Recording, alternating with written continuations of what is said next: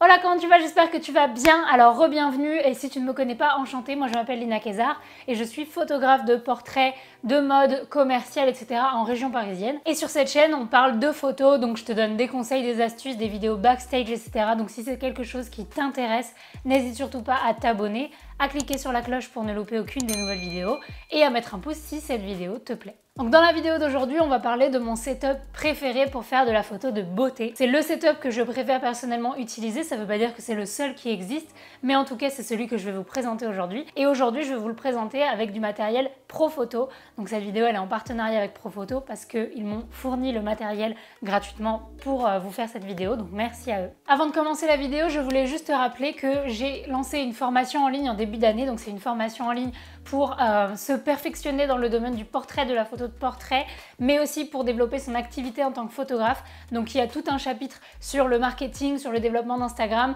il y a aussi toute une partie sur comment diriger un modèle, comment gérer la lumière naturelle et aussi une partie retouche. Donc si tu as envie de te perfectionner dans le domaine du portrait, si tu as envie vraiment de lancer ton activité de photo pour être photographe professionnel à temps plein, je t'invite à regarder cette formation qui est en barre d'infos. Donc le setup que j'utilise pour la beauté, il est vraiment simple, il ne requiert qu'un seul flash et un modifieur de lumière. Aujourd'hui, je vais te le présenter avec le Profoto B10 et une boîte Octobox de 90 cm.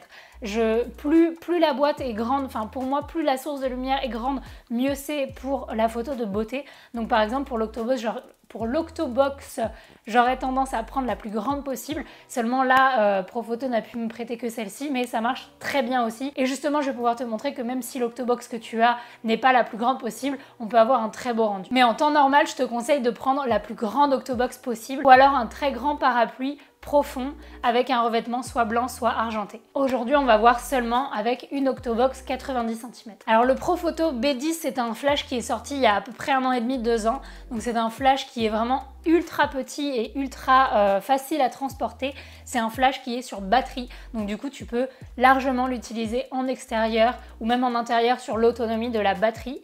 Et tu peux également le brancher pour que la batterie se recharge pendant que tu shootes. Donc si tu veux être en studio, que tu veux être sûr d'avoir assez de batterie, tu peux le laisser brancher tout du long. Sinon, tu peux le laisser avec l'autonomie de la batterie qui est d'environ 400 éclairs à puissance maximale. Le Profoto B10, il est évidemment compatible avec toutes les montures et tous les accessoires de la gamme Profoto.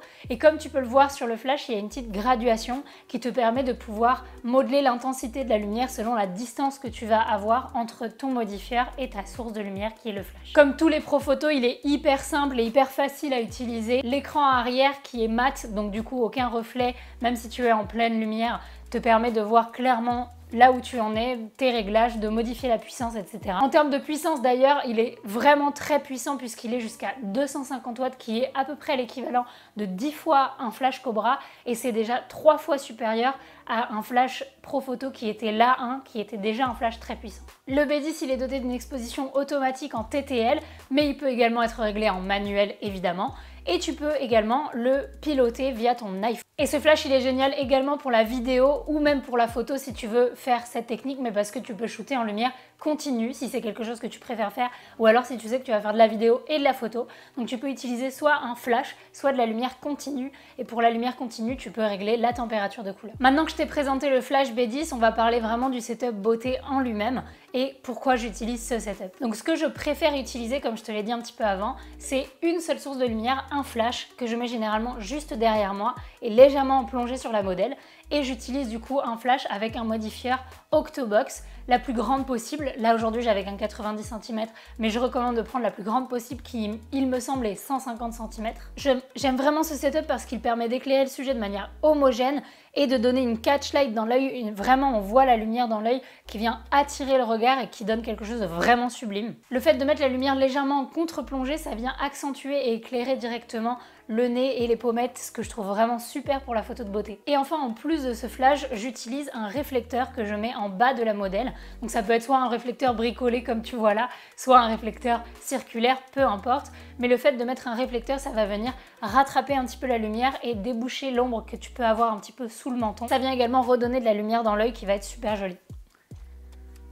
Cet éclairage, on l'appelle le clamshell ou le coquillage parce que du coup, tu as ton octobox qui est légèrement en contre-plongée et ensuite tu as ton réflecteur qui est généralement positionné de cette manière, donc du coup ça fait penser un petit peu à un coquillage. Donc j'ai utilisé ce setup pour cette vidéo mais également pour d'autres shoots beauté que j'ai fait, donc je te mets les photos juste ici.